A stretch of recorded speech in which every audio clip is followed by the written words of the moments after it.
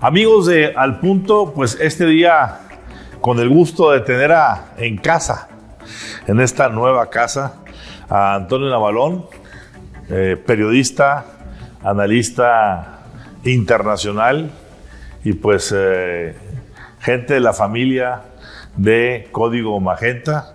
Antonio, bienvenido. Muchas gracias, Ramón. Esta ya es la casa común de los que siempre esperamos algo mejor, de los que llevamos tantos años siendo tus alumnos, no solamente en el oficio del periodismo, sino en saber cómo vivir en tiempos de convulsión.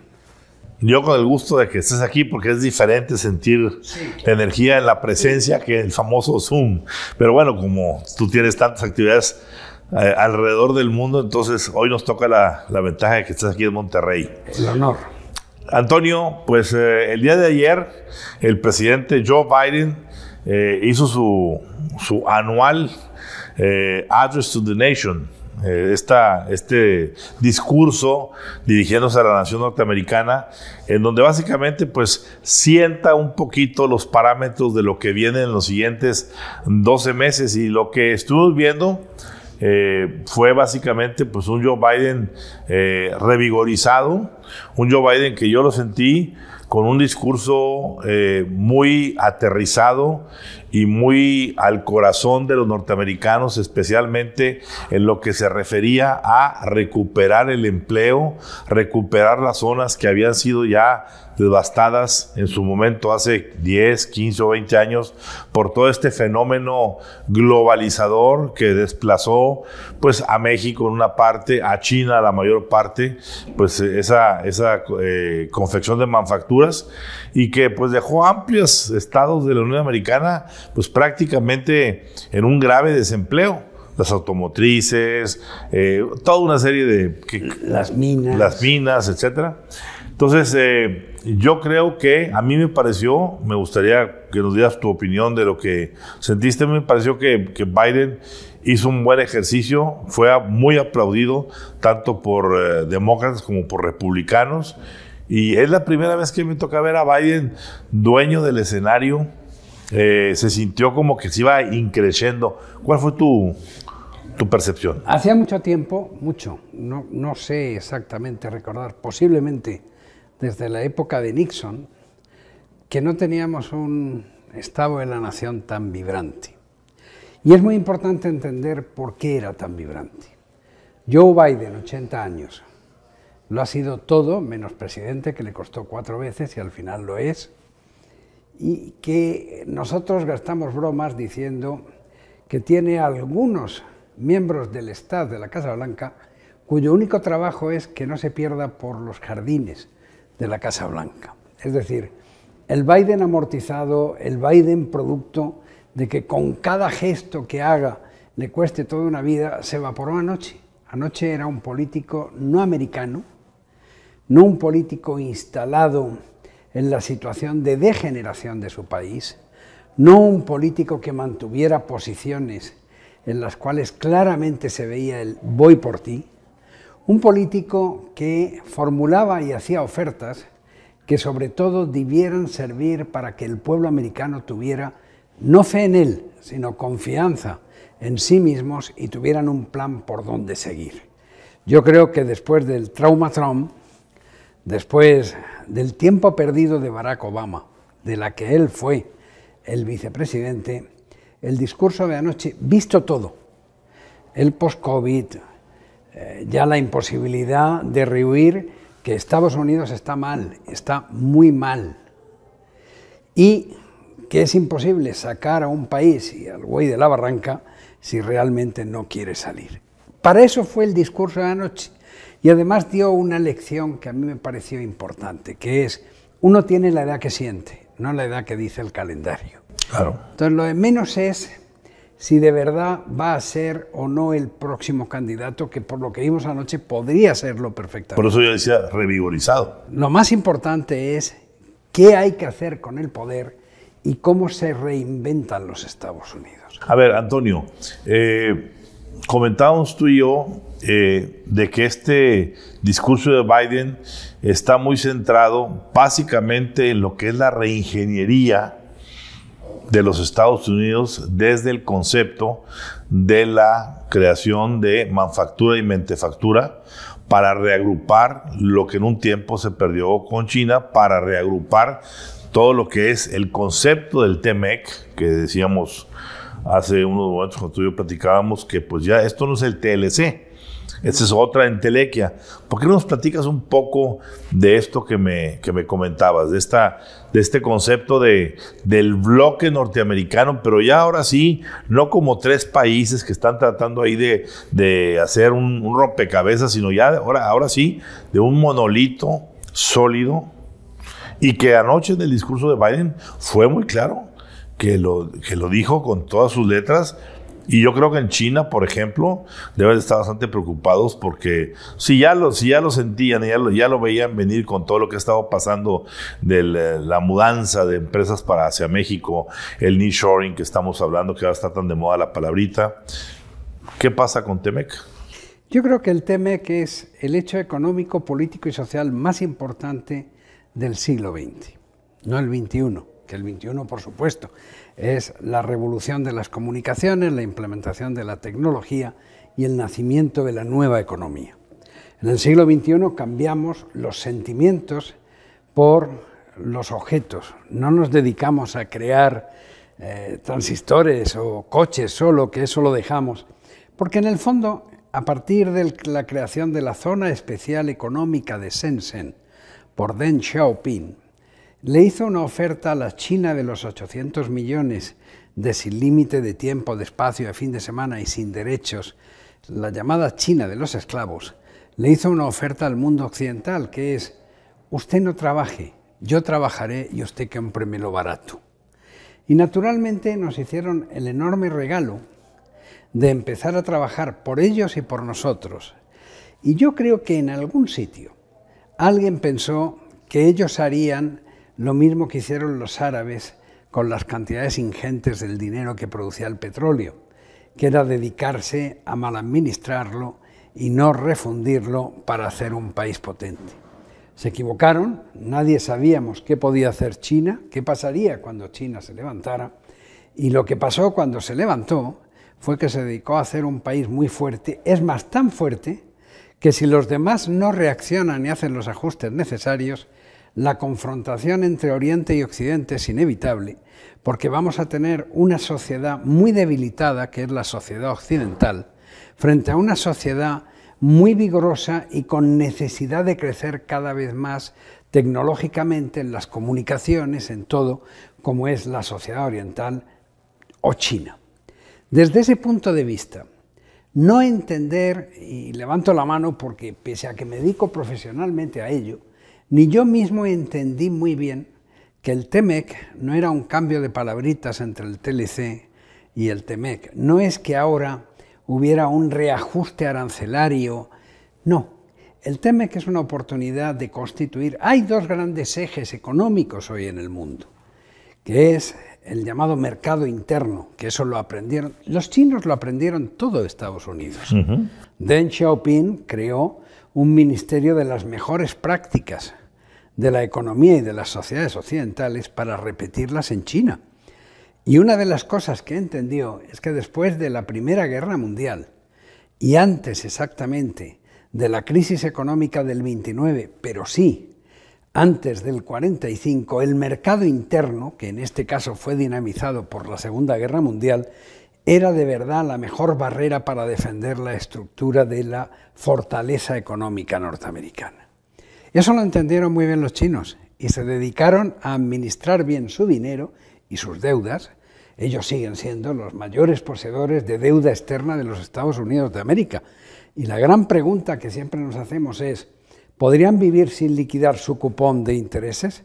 Y la respuesta es sí. Hasta ahora, hasta el COVID, hasta que empezaron a no poder cumplir sus compromisos por el cierre del puerto de Shanghái, ellos podían perfectamente vivir sin cobrar los intereses norteamericanos. ¿Podríamos vivir nosotros sin la aportación china? No, obviamente no, porque en este momento descubrimos que en materias primas y en todo lo que no tienen, los mayores inversores de África, de América Latina y del mundo son también los chinos. Desde ese punto de vista hay que entender que el TEMEC lo que significa es, pronto o tarde, con independencia de lo que le guste al presidente de México, la constitución del mayor eje de desarrollo económico del planeta.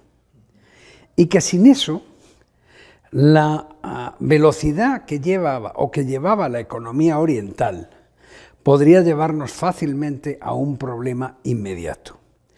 ¿Qué pasa? Pues que naturalmente, una vez dicho esto, hay que empezar a manejar la realidad, como hizo ayer Biden. Por ejemplo, ¿quién va a poder poner a trabajar a los americanos? Yo me acuerdo cuando... Esa es una excelente pregunta, porque ahorita el principal problema es que no quieren trabajar. No, y que además están tan infelices que todos buscan la salida del fentanilo, ¿no? Los que lo buscan, desafortunadamente. Pero yo me acuerdo cuando la campaña del 16 de Donald Trump, que coincidí en un meeting en Pittsburgh, donde ofreció volver a reabrir las minas y volver a hacer trabajar a los de Pensilvania en las minas de Pittsburgh. Naturalmente, eso ni de broma, no se trata de eso, no se trata de volver a bajar. No tan en serio. A picar carbón y piedra. Entonces, Estados Unidos no puede hacer su programa de infraestructura, como dijo ayer el presidente Biden, no puede hacer si no cambia la composición del mercado laboral. Y ahí entramos en uno de los mayores problemas que tenemos, que es, para cualquier americano es fácil fijar una posición contraria a la ida indeseable de los apestosos del sur. Sin embargo, el norte no es capaz de generar la masa laboral necesaria para seguir teniendo lo que es la hegemonía política y económica que hoy tiene. Habla del norte norteamericano. Sí, hablo del norte norteamericano, no de nosotros. O sea, mira, hay una realidad. El mundo creo que no es viable sin el TEMEC y el TEMEC no es viable sin México. Y a partir de ahí ya entramos con ese accidente histórico llamado Andrés Manuel López Obrador, ahí ya entramos con todos los complejos de los norteamericanos, que era también gran parte de la intervención de ayer de Biden, que era decir, bueno, ya vamos a dejar de seguir torturándonos con las cosas que hemos hecho mal y vamos a ver qué hemos hecho bien y qué podemos seguir haciendo bien. Desde ese punto de vista, yo, como padre y abuelo de niños que están afectados por el TEMEC, deseo la consolidación de ese movimiento porque es la garantía para nuestros países de que el dinamismo económico podrá seguir en nuestras manos. Y naturalmente, pues entiendo que habrá, que me parece respetable, que encontrar un camino de armonizar lo que es capaz de entender el presidente mexicano con lo que firmó, porque él es el que está poniendo en duda permanentemente lo mismo que él firmó. Claro. Que es todo el capítulo de la energía, y luego entramos en las grandes contradicciones. Si el problema es la soberanía, dígame usted, ¿cómo vamos a ordenar nuestro mercado laboral? Se calcula que en 2 años de TEMEC, la multiplicación de los salarios más pobres del país será por 2 o 3 veces las que hoy tenemos. Claro. Una parte muy importante del TEMEC es el ordenamiento del mercado laboral. Y eso, para demostrar que por nuestra soberanía haremos cualquier cosa, se lo vamos a encargar a través del senador Gómez Urrutia a los americanos y a los canadienses. Con lo cual, pues naturalmente vamos a crear un fenómeno de explosión que ya es sabido que desde el TLC los sindicatos americanos siempre han pretendido luchar contra la competencia desleal, que eran los bajos salarios pagados a la masa laboral mexicana. Con todo eso, realmente, así como Biden ayer hizo un ejercicio de realismo, las autoridades de Canadá en otro sentido, y de México en otro, tienen que hacer de verdad un ejercicio de armonizar qué son sus preferencias. Si sus preferencias es que se muera en el poder como si fuera un papa el director de CFE, pues entonces tendrá que hacer unas cosas. Claro. Es decir, pero tiene que fijar claramente las políticas, Ramón. A ver, Antonio, cuando vemos que ayer se dieron las cifras del crecimiento del mercado, de este mercado entre México y Estados Unidos, y que esas cifras fueron de un crecimiento anual del 17%. ¿Sí? Y que hoy por hoy, lo que el último año está vendiendo México a Estados Unidos son casi 500,000 millones de dólares. Y lo que Estados Unidos está enviando a México en exportaciones son 364,000 millones. Ahí tenemos todavía un saldo a favor de unos 100,000 millones, que es muy favorable para México. ¿Tú crees que el presidente López Obrador esté consciente de lo que significa tener esa balanza comercial positiva y ese crecimiento tan despuntador que se tiene con Estados Unidos, no sé, ya también con Canadá, como para decir, vamos a apostar el resto en hacer una auténtica política de nearshoring? Yo he insistido, hay más de 1,400 empresas hoy en China que están siendo desmanteladas. Y que van a venir La aquí, urgencia que de deberían venir Biden aquí. en su última visita, igual de Trudeau, era decir, señores, está la frontera México-americana lista Para eso. para recibir esa cantidad. Olvídate de la mano de obra, que sí la hay en las zonas prácticamente que tienen oferta de mano de obra calificada: Monterrey, Saltillo, La Laguna, Chihuahua, Hermosillo, pero Juárez. Pero la pregunta de fondo es, el gobierno de la Cuarta Transformación, el presidente López Obrador, ¿ya se habrá instalado? ¿Cuál es tu percepción en ese punto de decir, ¿sabes qué? Tenemos que abrir ya la cuestión energética. Ahorita, si mañana queremos instalar esas empresas aquí, no va a haber forma de que se les pueda surtir la suficiente energía eléctrica y va a haber que importarla de Estados Unidos. Vamos de nuevo a salir con el plan nacionalista cuando estamos en un plan de una geopolítica económica de otra dimensión. El nacionalismo es de los tres países. Claro, no ese de uno, es el punto. No de uno. Ese es el punto. La nueva América, en el fondo. Así como con Reagan se creó el término Reaganomics, estamos en un punto en el que debemos crear o la Regionomic o el Temegnomic. Pero tenemos que hacerlo porque los datos puros y duros de la economía van a imponer que el concepto nacionalista no puede ser lo de un país, tiene que ser de los tres. ¿Qué vamos a hacer con las aduanas? ¿Vamos a seguir invirtiendo en tecnología aduanera que después a su vez tenga que competir con lo que es una unidad de actuación de mercado? Así es.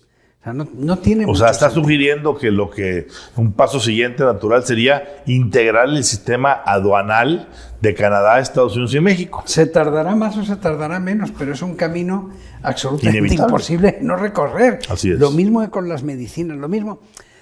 A ver, el hecho económico más relevante para mí del siglo XX es que realmente configura, crea, y desde una potencia económica que no es posible desafiar, da todos los elementos para homogenizar tratamientos sociales, tratamientos económicos, tratamientos regulatorios, tratamientos, por ejemplo, en capítulos tan importantes como la salud. Pero mira, hay una cosa que yo creo que ya los mexicanos tenemos que saber. Tenemos un presidente que valora la lealtad por encima de todo. O sea, 10% de eficiencia, 90% de lealtad. Bueno, no hay mayor elemento de deslealtad que no decirle la verdad al presidente. Y al presidente a alguien le tiene que explicar, me da igual si es el secretario de Hacienda, quien sea, alguien le tiene que explicar que no es el fin del sueño. Es que el sueño es lo que él está retrasando y debilitando con su actitud. Y que naturalmente la única manera de cumplir los compromisos de la 4T es consolidar lo avanzado, pero no empeñarse en retroceder hacia atrás como si el mundo hoy fuera el de los no alineados, como si en vez de tener en Palacio Nacional a Andrés Manuel López Obrador tuviéramos a Luis Echeverría. Es que no es verdad. Es que el mundo hoy funciona de una manera muy compleja, pero muy clara. Mi cuestionamiento es si Andrés Manuel López Obrador tendrá en su genética el pragmatismo suficiente para entender el fenómeno. Si lo tuviera, no estaría tan contento de tener un país enfrentado como el que tiene, ni le echaría todas las mañanas gasolina desde la mañanera a la hoguera del odio nacional, porque eso más pronto que tarde terminará afectando. A ver, una pregunta. Tú que estás tan ubicado en el contexto norteamericano, vives allá, tú tienes tu familia por allá, estás viendo los movimientos que están ocurriendo.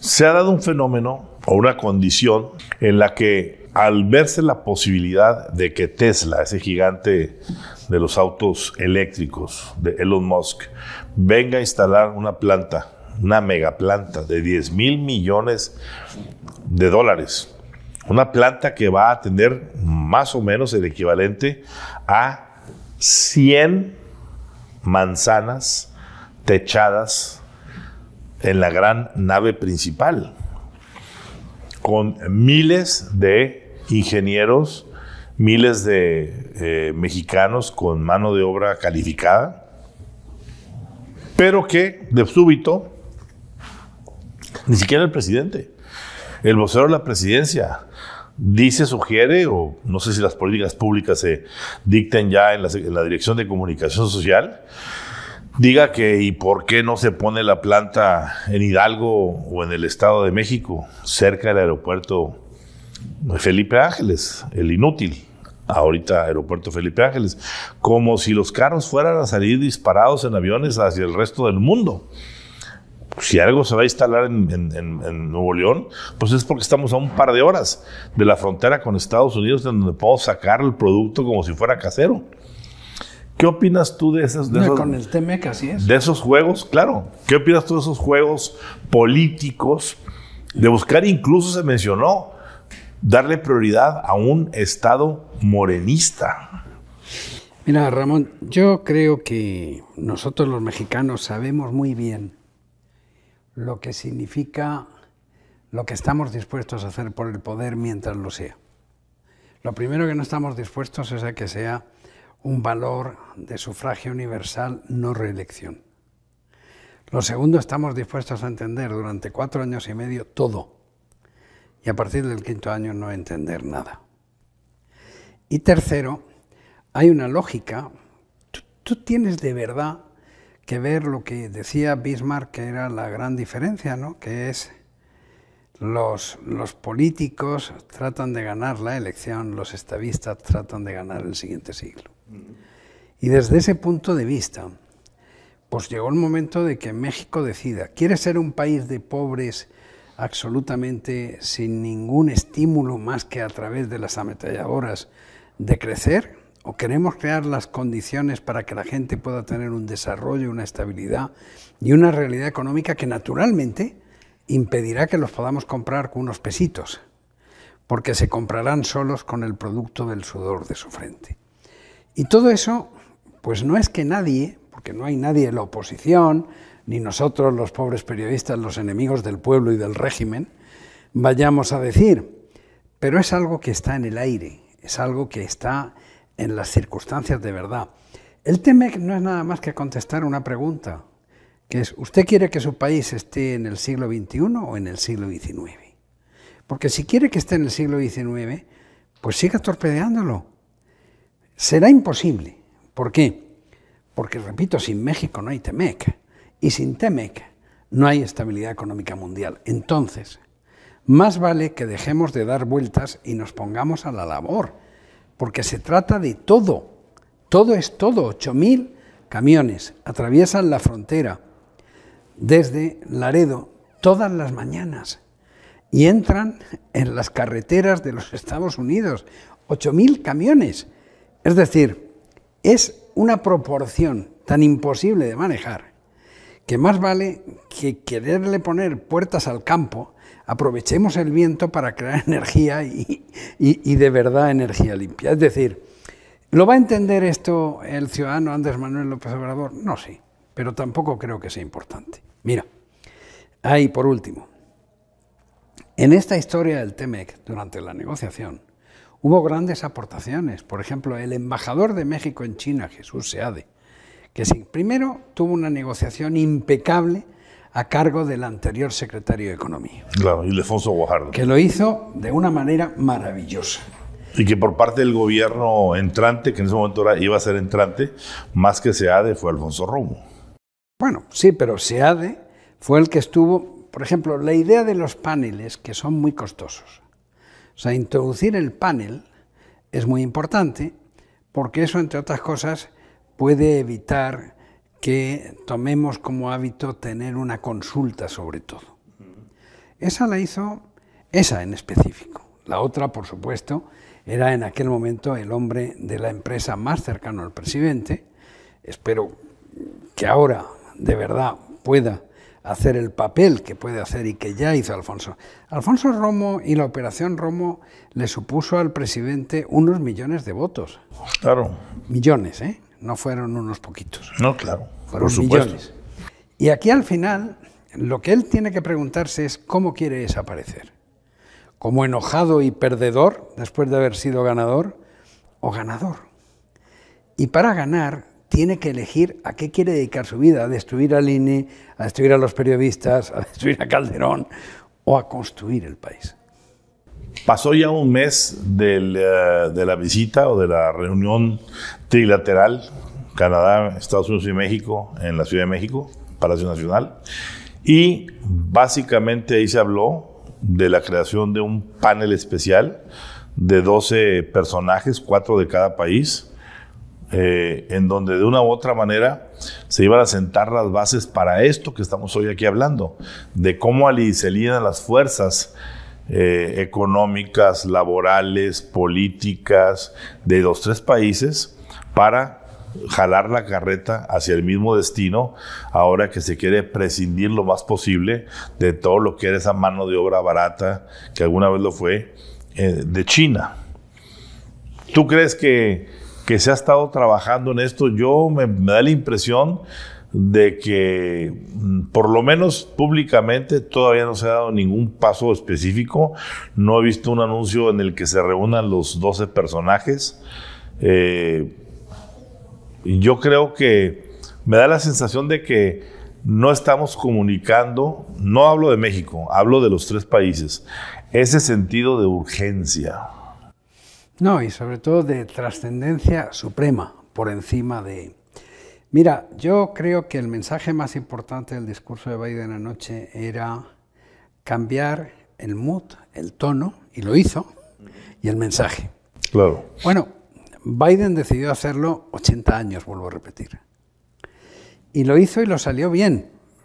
El abuelito que se puede perder por los jardines de la Casa Blanca, ayer... Se reencontró. En medio del bosque encantado que es Capitol Hill, estuvo realmente sin edad y con una estructura de discurso importante, donde no falló ni una vez, porque estaba atento a eso. Nosotros seremos capaces, como país, porque el presidente es muy importante en México, pero no lo es todo. ¿Por qué? Porque su capacidad de quitarnos la ilusión y la esperanza debe estar limitada, y no solamente debe estar, como ahora ya empezamos a ver, por la división de poderes. El problema ahora no es cómo acabar con Córdoba o si va a ir o no Calderón a la cárcel como consecuencia del juicio de Nueva York. El problema ahora es cuántos puestos de trabajo más vamos a crear. ¿Cuáles van a, quién va a hacer los mapas de las nuevas instalaciones? ¿Los van a hacer en Chiapas? ¿Los va a hacer en Palacio Nacional? ¿O se va a hacer como tendría sentido entre Nuevo León, Texas, que son las zonas afectadas? Es que tú date cuenta que no existe, no tenemos tiempo en el programa para enumerar cuál es la afectación que de verdad supone esto. Porque, ¿dónde se van a colocar? Esto no es hace 40 años. No vamos a llegar a la zona más barata de Ciudad Juárez a colocar ahí las maquilas para que de paso puedan matar mujeres. Quiero decir, tendremos que hacer unas instalaciones que realmente permitan seguir llevando los liderazgos, empezando por el liderazgo social, que es lo que nunca hicimos. Pues Antonio, vigilaremos de cerca esta visión, que sí creo que es la correcta. Yo creo que este discurso de la última noche de Biden sí va a ser un turning point, un punto de quiebre en lo que sería el relanzamiento de Biden, y si eso se va a convertir en ese punto, pues obviamente le va a tener que meterle, como decimos aquí en el norte del país, toda la carne al asador para que se dé, y veremos cómo reacciona en esto el presidente López Obrador. Pues lo veremos y lo seguiremos con cada punto. Muchas Hasta gracias. La próxima, Antonio. Y enhorabuena. Gracias.